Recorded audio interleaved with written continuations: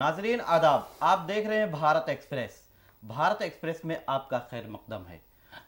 Israel और फ़लस्तीन के दरमियान होने वाले जंग के 1 माह मुकम्मल हो चुके हैं, लेकिन अभी तक कत्ल व गारतगरी जारी है। इंसानियत के अलमबरदार, इंसानियत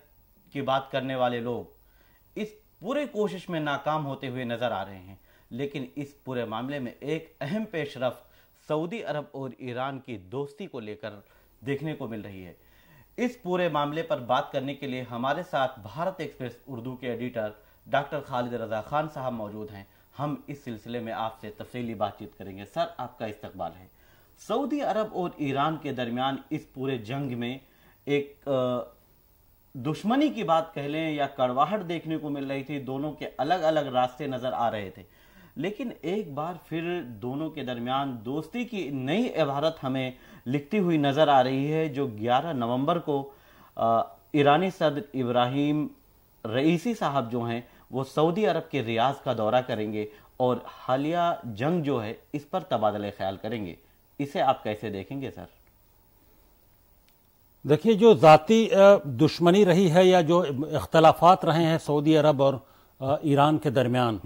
वो हमेशा पूरी दुनिया जानती है उसको, और वो वक्तन फ़वक्तन कभी लगता है कि मामूल पर आए, कभी नहीं आए। और जब से ये गज़ा के इलाके में इसराइल ने हमला शुरू किया है, उसके बाद से लेके जिस तरह के बयानात आ रहे थे मसले फ़िलिस्तीन को लेकर, क्योंकि मसले फ़िलिस्तीन को लेकर जिस तरह से तशवीश या जो कंसर्न सऊदी अरब का रहा है, उसी तरह से कंसर्न इसराइल का भी ईरान का भी रहा है। ईरान का भी रहा, और ईरान हमेशा प्रोएक्टिव रहा है फ़िलिस्तीन के मसले को लेकर, और उसको लेकर कई बार कई बयानात हद से तजावुज़ करके भी आ जाते हैं। उसके मसले फ़िलिस्तीन की संजीदगी वो उसके पास इतनी है। और उसके अलावा दोनों के दरमियान, सऊदी अरब और ईरान के दरमियान के जो इख्तलाफात हैं वो भी एक ही वक्त दुनिया के सामने। अब ये जो मौका है जो आप बता रहे हैं कि 11 नवंबर को जो OIC की मीटिंग होनी है, OIC की मीटिंग होनी है जी सर, उसमें आ रहे हैं वो। इस मीटिंग को वो जो इब्राहिम रईसी हैं वो इससे दोस्ताना दोनों की मुलाकात होगी, दोनों रहनुमाओं की। सऊदी अरब के जो तमाम रहनुमा हैं, सर रईसी के साथ जो डेलीगेशन जा रहा होगा, और जो इब्राहिम रईसी हैं ईरान के सदर, उनकी मुलाकात वहाँ किंग सलमान से भी होगी, और मोहम्मद बिन सलमान जो वली अहद हैं उनसे भी होगी। अब वो क्या बातचीत होती है, उम्मीद की जानी चाहिए कि बातचीत मुस्बत होगी। उम्मीद इसलिए भी की जानी चाहिए कि ईरान के सदर वहाँ जाने को ऐसे नाजुक मौके पर राजी हुए हैं, तो एक मुस्बत उम्मीद है। और हालिया दिनों में ईरान और सऊदी अरब के दरमियान बहुत सारे मौक़ों पर चीन की सालिसी से, और जिसमें रूस ने भी अहम रोल प्ले किया, और ख़ास तौर से चीन की कोशिशों से दोनों के दरमियान जो है वो इख्तलाफात कम हुए हैं, और कई कॉमन जो इश्यूज हैं उस पर वो दोनों ईरान और सऊदी अरब साथ नज़र आए हैं, उनका स्टैंड साथ नज़र आया है। तो एक अच्छी मुस्बत उम्मीद की जानी चाहिए, लेकिन बिल्कुल दोस्ती और बिल्कुल ताल्लुकात मामूल पर आ जाएंगे, बिल्कुल दोनों मिलकर मसले फ़िलिस्तीन के लिए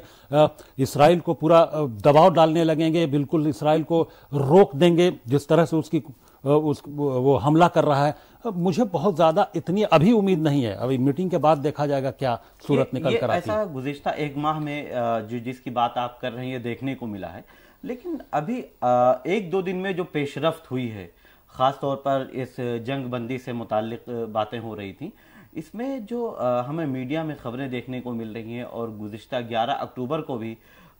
ईरानी सदर मोहम्मद इब्राहिम रईसी की मोहम्मद बिन सलमान से बात हुई थी। लेकिन अब मीडिया में ये बातें कही जा रही हैं कि दोनों इस मसले को लेकर काफ़ी संजीदा हो गए हैं,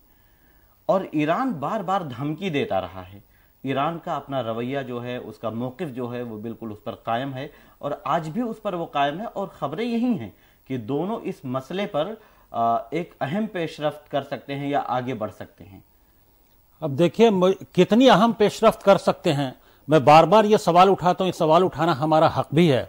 कि सब कुछ लुटा के होश में आए तो क्या हुआ। अब होश में आते भी हैं कि नहीं आते हैं। 10,000 से ज्यादा लोगों का कत्लेआम हो चुका है, और वो यूएन सेक्रेटरी जनरल जो है एंटोनियो गुटेरेस, उनका बयान है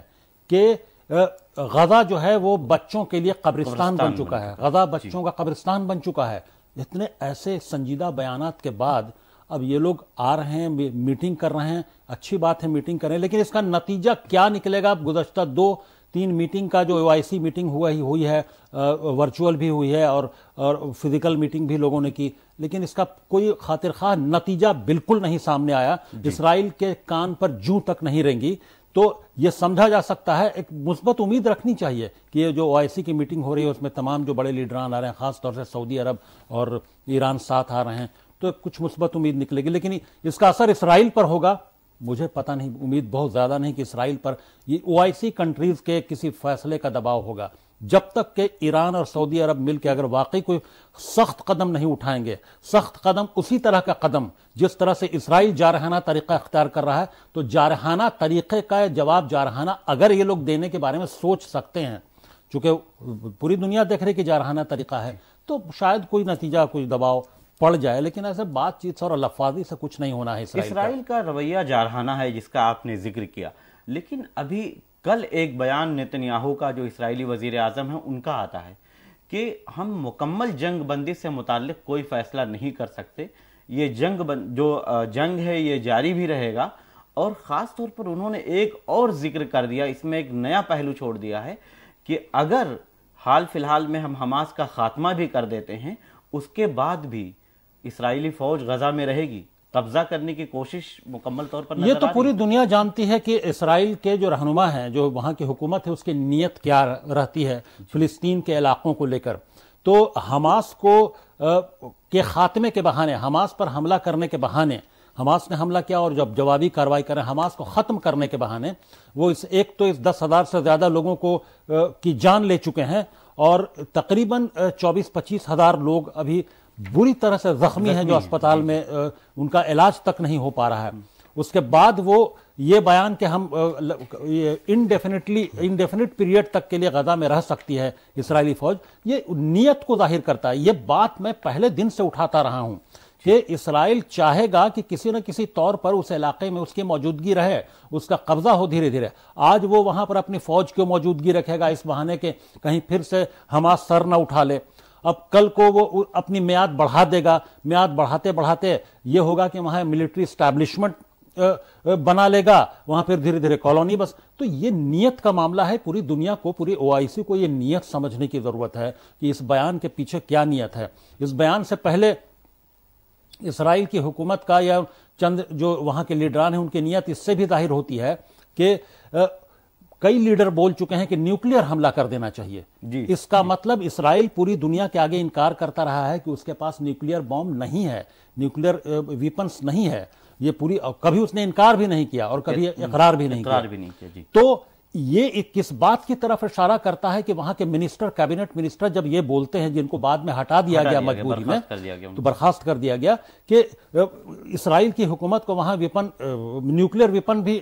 کا استعمال سے بھی گریز نہیں کرنا چاہیے، اگر وقت آئے گا تو وہ بھی یہ اس کا مطلب کہ وہاں پر ہے، پوری دنیا کو اور امریکہ کو یہ اب سمجھ میں آ جانا چاہیے کہ وہاں پر ویپن ہے۔ اور اس کے علاوہ ایسے اور بھی چھٹپٹ کئی اس طرح کے جو لیڈران ہیں ان کے بیانات آتے رہے، کئی پارٹیوں کے لیڈران کے بیانات آتے رہے، اور یہ بھی دنیا کے سامنے آ چکا ہے کہ ہاسپٹل پر جب حملہ کیا تو وہاں کے کچھ جو ربیز جو ان کے ریلیجس لیڈر ہیں، ان لوگوں نے سینکشن دیا کہ مذہبی کتابوں کے حوالے سے، چند صحائف کے حوالے سے، کہ وہ اس طرح سے دشمن کے ہاسپٹل پر دشمن کے بچوں کی جان بھی لینا جائز ہے جنگ کے دوران، اس طرح کی باتیں کوٹ کر کے نیتنیاہو کو اشارہ دیا، نیتنیاہو کو مجبور کیا کہ آپ ہاسپٹل پر حملہ کر سکتے ہیں۔ اس کے علاوہ وہاں اسرائیل کے 100 ڈاکٹرز نے سگنیچر کیمپین کر کے دیا بنجامن نیتنیاہو کو اور سرکار کو کہ آپ فلانے ہاسپٹل پر حملہ کیجئے۔ یہ سمجھا جا سکتا ہے کہ وہاں کس طرح کی ذہنیت کام کر رہی ہے۔ جو ریلیجس لیڈر ہیں ربائی وہ، اور جو ڈاکٹرز ہیں ان کا تو میڈیکل جو ڈگری ہے ان کو سیز کر لیا جانا چاہیے انٹرنیشنلی۔ ان ڈاکٹرز کا نام جن 100 ڈاکٹرز نے تقریباً سگنیچر کیمپین کر کے ہاسپٹل پر حملہ کے لیے مجبور کیا تھا بنجامن نیتنیاہو کو۔ یعنی غزہ میں جو ایک الاہلی اسپتال پر جو حملہ ہوا، یہ جینوسائیڈ چل رہا ہے وہاں پر، یہ جس کو بار بار پوری دنیا بول رہی ہے ہم لوگ، یہ جینوسائیڈ ہے۔ یہ تمام لوگ اس کو وہ چاہتے ہیں کہ وہ کسی طرح سے وہاں پر پوری فلسطینی آبادی جو ہے وہ ختم ہو جائے۔ نیوکلیئر بوم کی بات کرتے ہیں، نیوکلیئر بوم گرا دینا چاہیے۔ تقریباً 2 نیوکلیئر بم کے برابر آلریڈی وہاں پر جو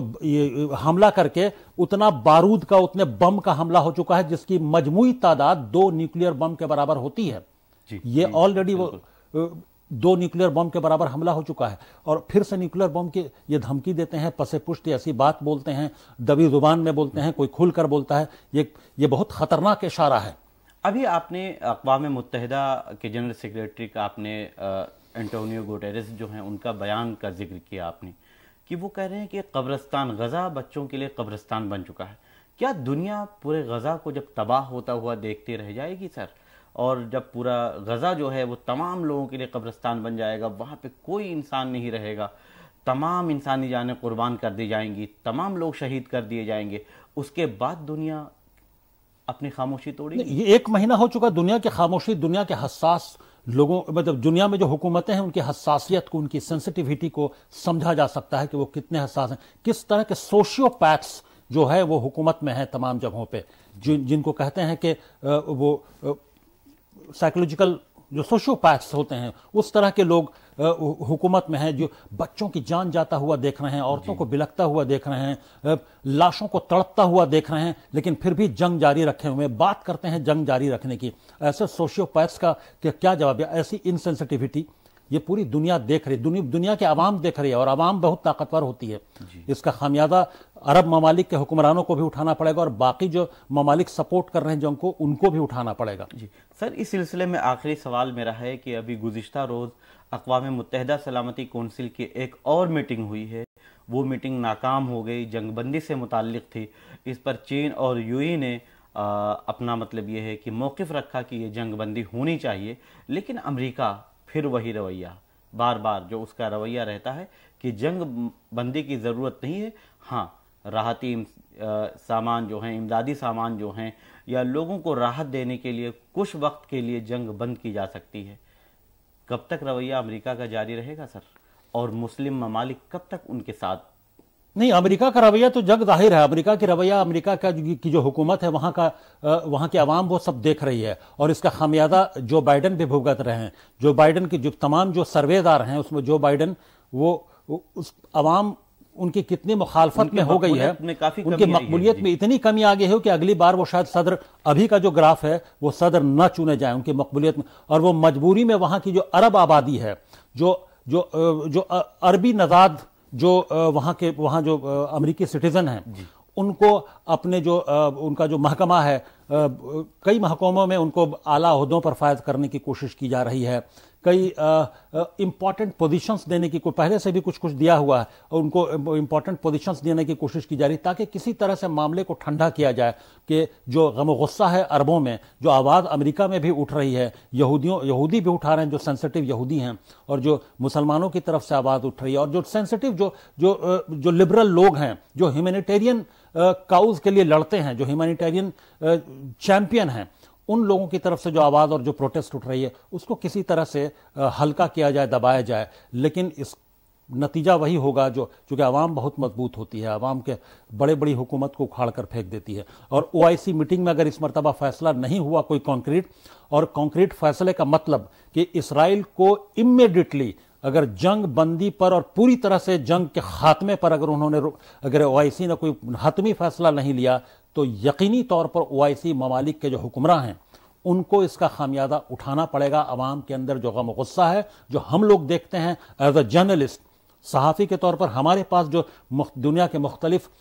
خطوں سے, مختلف ریجن سے جو خبریں آتی ہیں, ڈیفرنٹ ایجنسیز کے ذریعے جو خبریں آتی ہیں, بہت سارے سورسز کے ذریعے خبریں آتی ہیں, اس کی بنیاد پر یہ میں دعوے سے کہہ سکتا ہوں کہ اگر OIC ممالک کا جو فیصلہ کی جو میٹنگ ہو رہی 11 نومبر کو, اگر اس میں چاہے اس میں سعودی عرب اور ایران کے حکمراں ساتھ بیٹھ رہے ہوں, لیکن اگر کوئی کانکریٹ فیصلہ نہیں ہوا تو آپ میری بات کو یاد رکھیے گا کہ اس کا خمیازہ انہی لوگوں کو اٹھانا پڑے گا. شکریہ سر, ہمارے ناظرین تک تفصیلی بات چیت اور اپنے تاثرات کا اظہار کرنے کے لیے. آپ دیکھ رہے تھے کہ ہمارے ساتھ ڈاکٹر خالد رضا خان صاحب اپنے تاثرات کا اظہار کر رہے تھے. وہ درد جھلک رہا ہے جو تمام لوگ آپ بھی محسوس کرتے ہوں گے, کیونکہ 10,000 لوگوں کو, معصوم لوگوں کو مار دیا جانا یہ انسانیت کا قتل ہے, قتل و غارت گری ہے, خون ریزی ہے. اگر जैसा कि आपने अभी जिक्र किया कि OIC की जो 11 नवंबर को मीटिंग होगी, अगर उसमें अरब ममालिक जिनकी तरफ एक बार फिर लोग उम्मीद की नज़रों से देख रहे हैं, अगर उन्होंने कोई सख्त और अहम फैसला नहीं किया तो फिर उनके लिए भी नताइज मुस्तकबिल में बहुत बेहतर नहीं होंगे, बल्कि उनके लिए भी बहुत ख़तरनाक हो सकते हैं। आप भारत एक्सप्रेस देखते रहें और हमारे भारत एक्सप्रेस उर्दू के पेज को लाइक करना और शेयर करना ना भूलें। और हाँ, अगर आपने अभी तक सब्सक्राइब नहीं किया है तो हमारे चैनल को ज़रूर सब्सक्राइब करें, ताकि इस तरह की खबरें हम आप तक पहुँचाते रहें।